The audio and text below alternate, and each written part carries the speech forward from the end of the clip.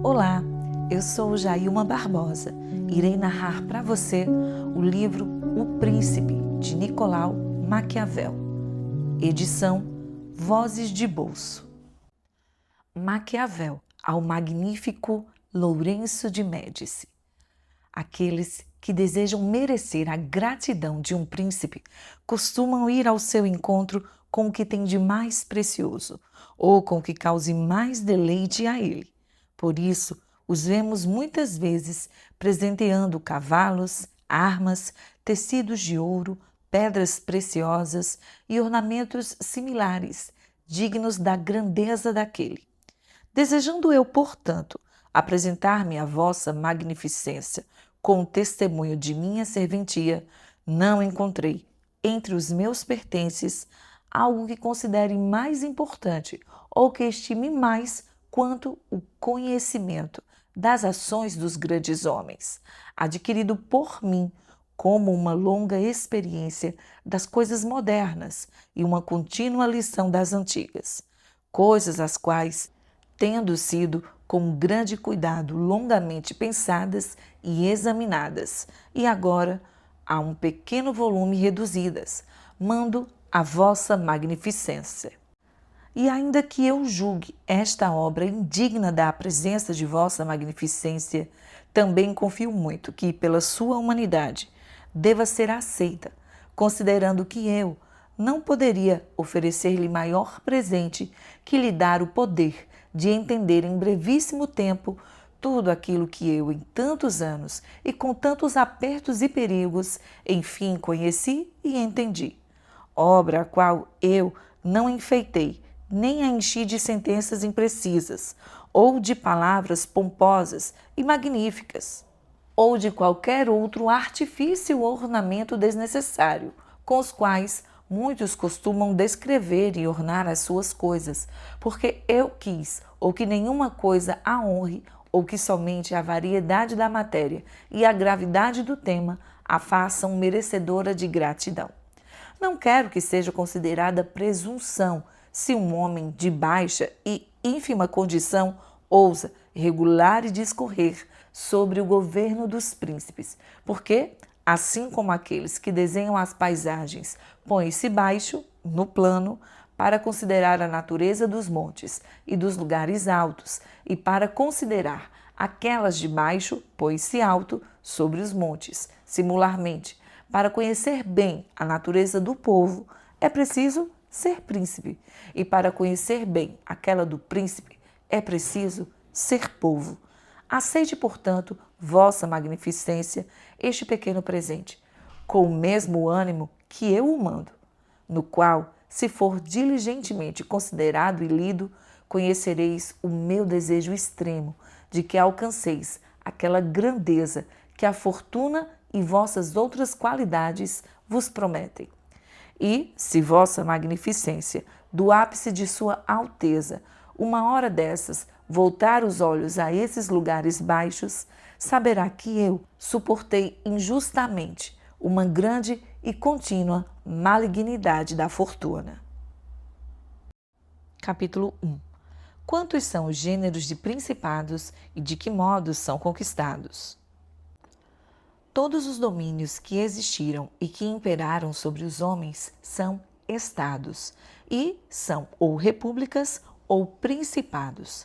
Os principados são ou hereditários, em que o sangue do senhor atual tenha sido príncipe por longos anos, ou são novos.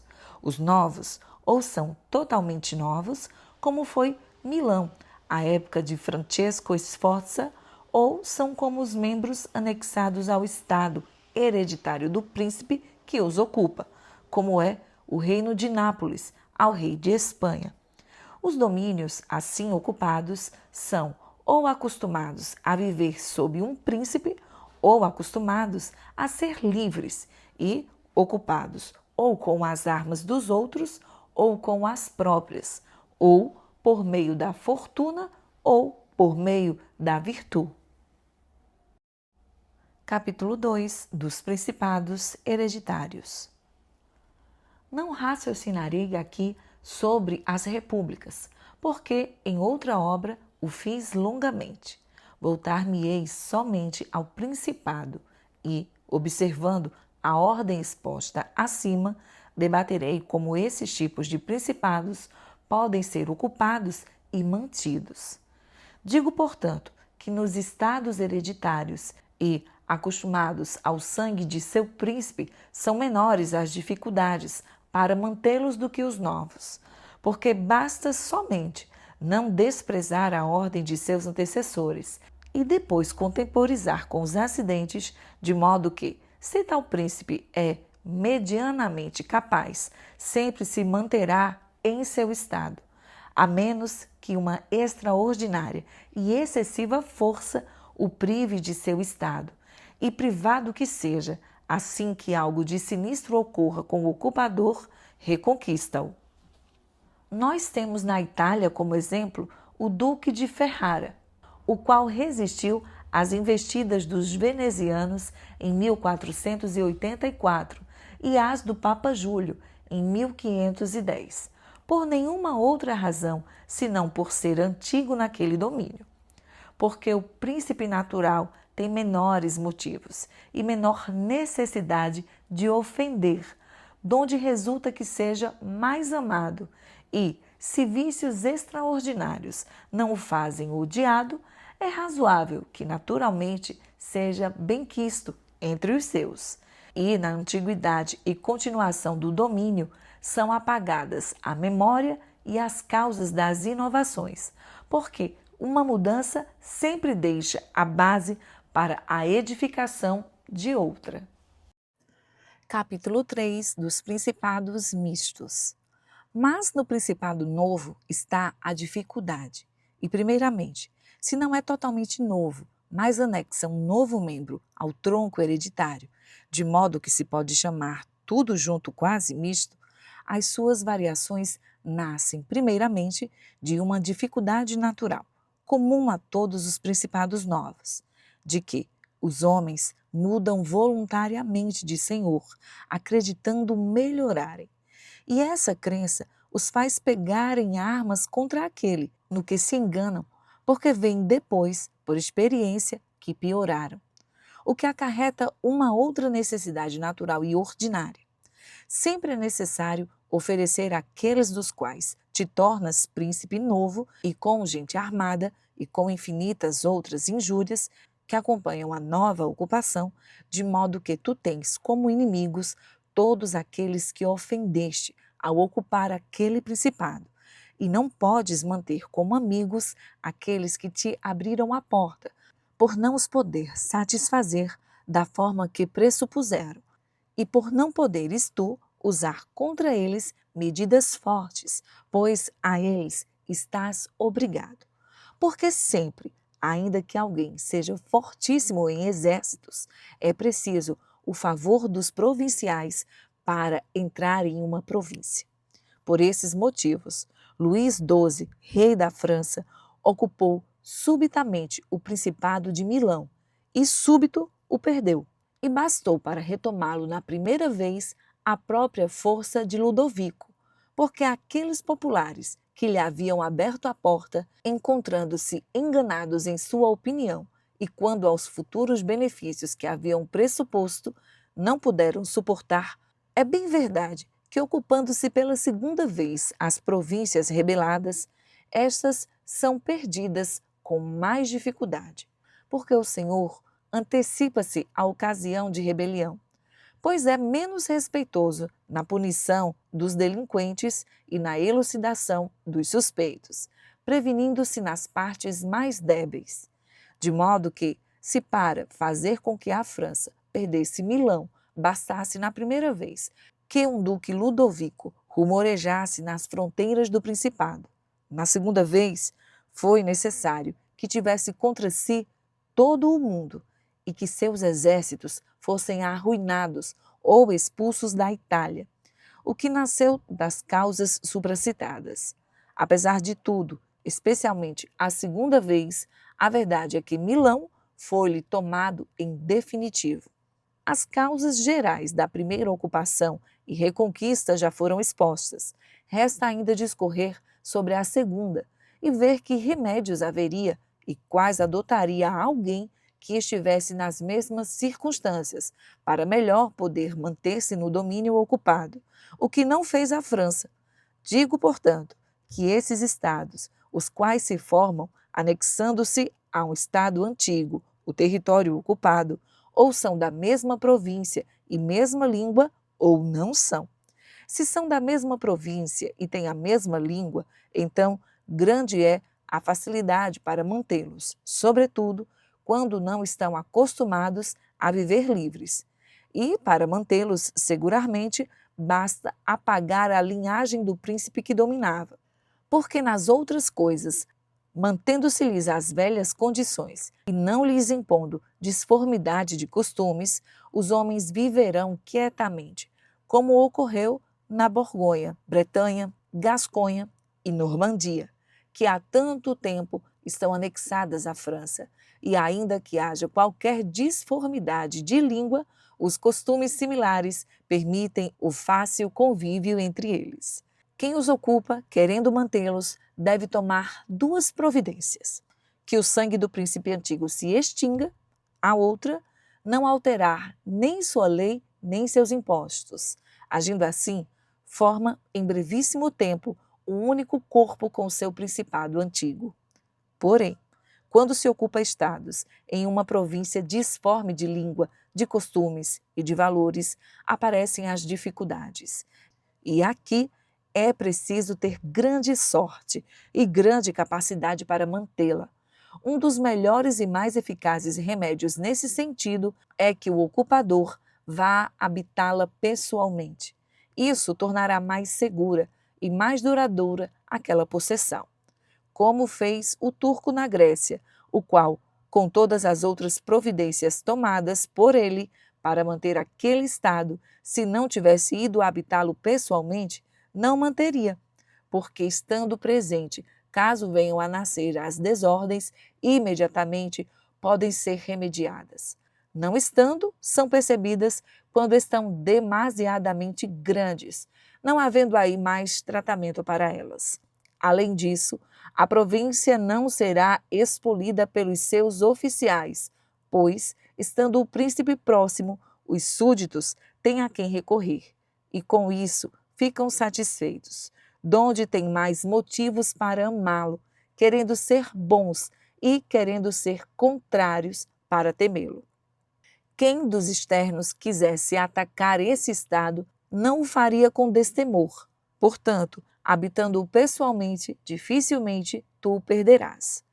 Um outro remédio muito bom é instalar colônias em um ou dois lugares que sirvam quase como algemas ao estado ocupado, porque é necessário ou fazer isso ou manter ali muita gente armada e infantaria. Com as colônias não se gasta muito e sem despesas ou pouca, manda-se ou mantém-se. Essa medida somente ofende aqueles de quem se toma as terras e as casas para dá-las aos novos habitantes, que são uma mínima parte daquele estado. E aqueles que o príncipe ofende, permanecendo dispersos e pobres, não lhe podem mais prejudicar, e todos os demais permanecem inofensivos e quietos, pelo temor de que aconteça com eles o mesmo que aconteceu com a minoria expoliada. Concluo que essas colônias não custam, são mais fiéis, ofendem menos, e os ofendidos não podem fazer mal, estando pobres e dispersos, como disse. Pelo que se pode concluir que os homens ou se deve tratar bem ou apagá-los, porque, ainda que possam vingar-se de pequenas ofensas, não o podem das definitivas. Por isso, a ofensa que se faz a um homem deve ser de tal modo que não se tema a sua vingança. Se a tememos, estamos perdidos, pois na mudança de colonos e no deslocamento e alojamento de um exército numeroso se gasta muito mais, consumindo na guarda total do território todas as receitas daquele estado, de modo que a ocupação vira prejuízo e a ocupação total ofende muito mais, porque faz mal a todo aquele estado, tornando-o cada um potencialmente inimigo, e são inimigos que lhe podem prejudicar, pois, ainda que batidos momentaneamente, permanecem unidos em sua própria casa. Sob qualquer perspectiva, portanto, a ocupação total é inútil e a instalação de colônias em um ou dois lugares é útil. Deve-se ainda àquele que ocupa uma província disforme fazer-se cabeça e defensor dos vizinhos menos poderosos, empenhar-se para enfraquecer os mais poderosos, cuidar para que, por nenhum acidente, entre na província um estrangeiro tão poderoso como o próprio ocupador. E sempre acontecerá de alguém de fora ser chamado por aqueles que estão descontentes, ou por excessiva ambição, ou por medo, como se pode ver em relação aos etólios que chamaram os romanos para a Grécia. E em cada outra província que os romanos entraram, foram introduzidos pelos próprios provinciais. E a ordem da coisa é que, assim que um forasteiro poderoso entra em uma província, todas as potências menos poderosas mostram adesão ao ocupante, movidas pela inveja contra aquela que tem um poder superior ao seu na província ocupada. Tanto que, a propósito dessas potências menores, o ocupador não terá a menor fadiga para cuidar delas, porque fazem imediatamente de boa vontade um globo só com o estado forasteiro. Há somente que pensar que não assumam muita força e muita autoridade, e isso é facilmente possível, com a sua força e os favores delas, abaixando as que estão poderosas, permanecendo, em tudo, árbitro daquela província. Quem não governar bem essa parte, perderá rapidamente aquilo que tiver conquistado, e enquanto o mantiver, terá, na própria província, infinitas dificuldades e inconvenientes. Os romanos, nas províncias que ocuparam, observaram bem essa parte. Instalaram os colonos, ocuparam-se com os menos poderosos, sem aumentar os seus poderes. Abaixaram os poderosos e não permitiram que as potências estrangeiras tivessem reputação sobre as províncias ocupadas.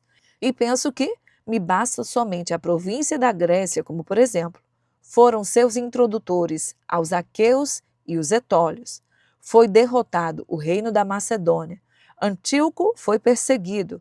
Nem mesmo os méritos dos aqueus ou dos etólios fizeram com que tivessem acrescido algum estado.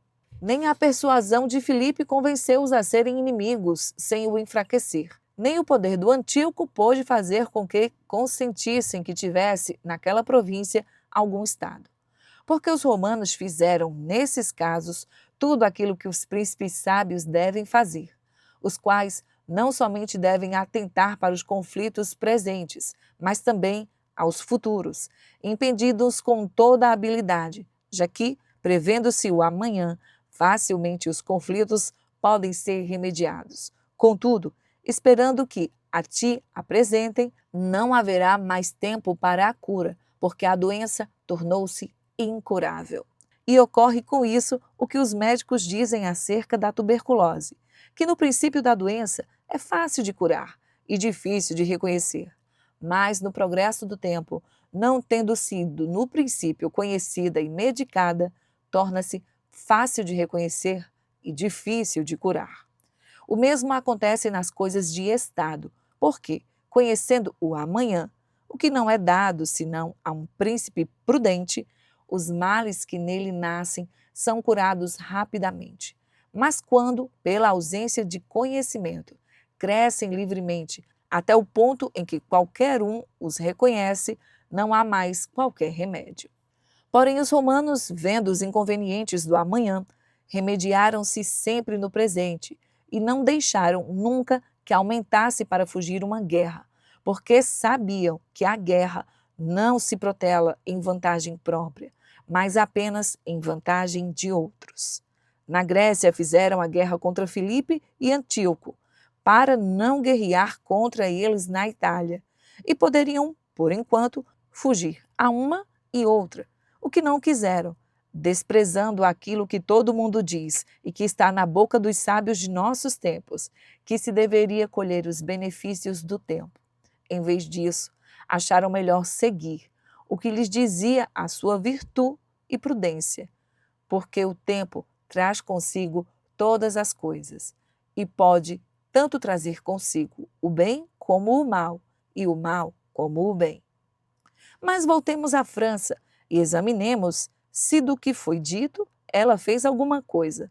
E falarei de Luís, e não de Carlos, porque o primeiro, por ter ocupado a Itália mais longamente, pode ter suas razões melhor avaliadas.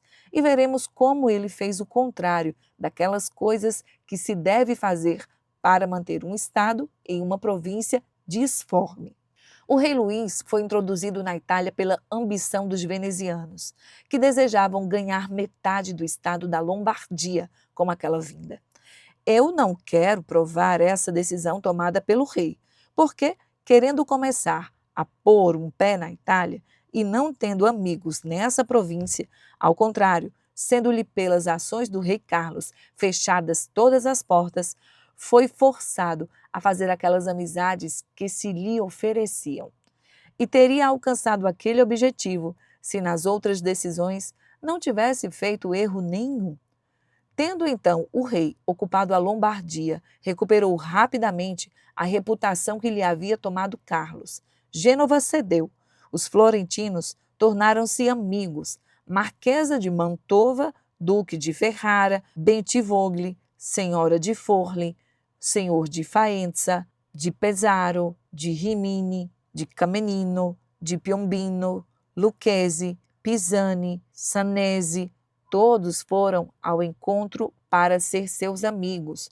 Logo, os venezianos puderam considerar a temeridade do que haviam feito, os quais, para senhorar-se de metade de Lombardia, fizeram o rei senhor de 1/3 da Itália. Veja-se quão pouca dificuldade poderia o rei manter sua reputação na Itália.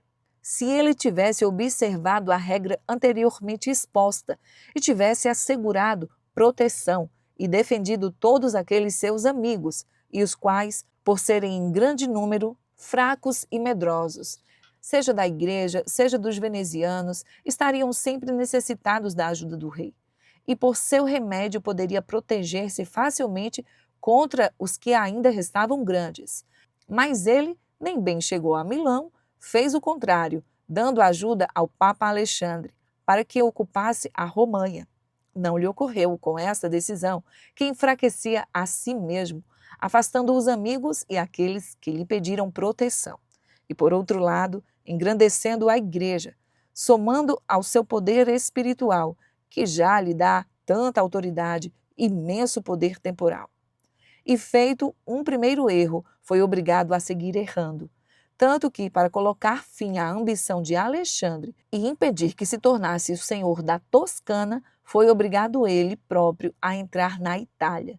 Não lhe bastou engrandecer a igreja e perder os amigos por querer o reino de Nápoles, divide-o com o rei da Espanha, e onde ele era, antes árbitro da Itália, arranjou um companheiro e, com isso, permitiu que os ambiciosos daquela província e os descontentes com o rei da Espanha tivessem agora a quem recorrer. E ainda que pudesse deixar naquele reino um rei que fosse seu pensionário, tirou e criou, por sua culpa e erro, um que viria a expulsá-lo da Itália. O desejo de conquista é coisa verdadeiramente muito natural e comum entre os homens. E sempre, quando os homens fazem o que podem, serão louvados ou não criticados. Mas quando não podem e querem fazê-lo de qualquer modo, aqui está o erro e o motivo da desaprovação que recebem. Se a França podia, portanto, com as suas próprias forças, tomar o reino de Nápoles, devia fazê-lo. Se não podia, não devia dividi-lo.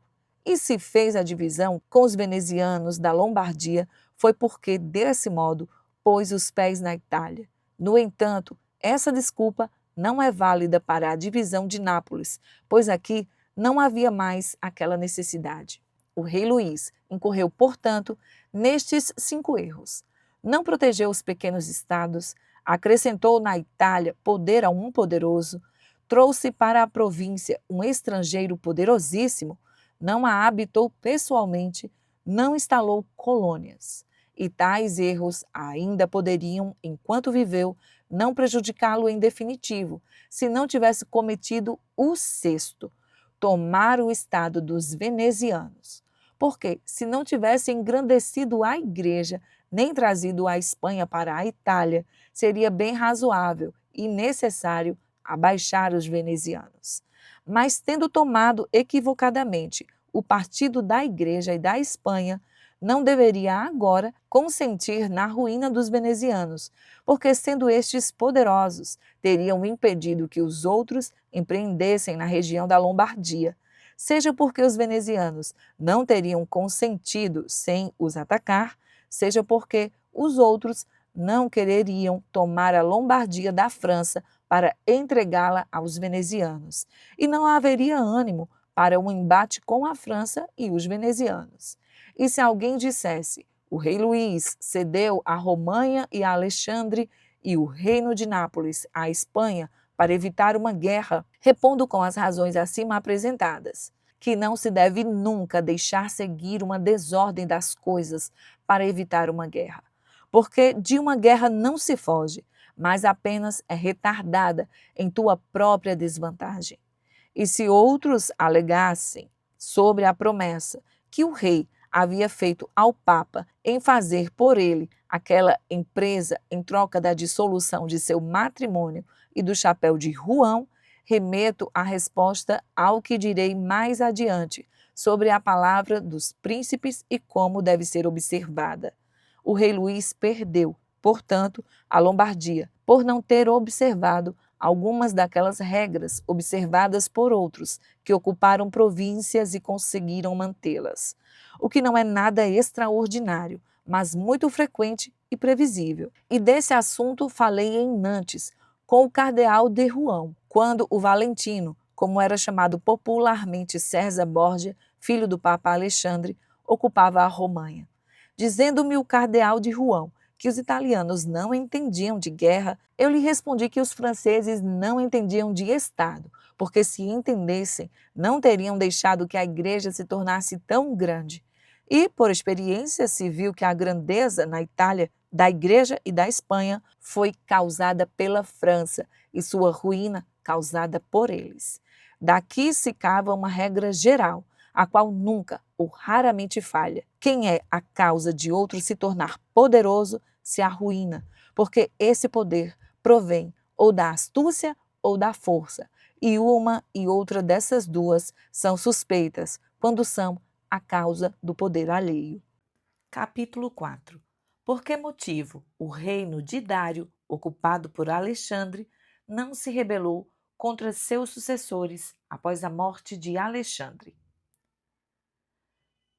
Considerando a dificuldade que se tem para manter uma província recém-ocupada, alguém poderia admirar-se do fato de que, após a morte de Alexandre Magno, toda a província da Ásia, ocupada por ele em poucos anos, não se rebelasse contra os seus sucessores, como seria razoável pensar.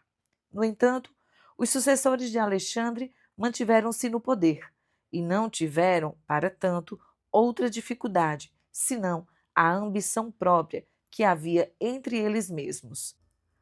Respondo que os principados dos quais se tem memória são governados de dois modos diversos, ou por um príncipe e todos os demais submetidos, os quais, como ministros, por graça e concessão do príncipe, ajudam-no a governar aquele reino, ou por um príncipe e barões, os quais, não pela graça do príncipe, mas pela antiguidade do sangue, têm aquele posto.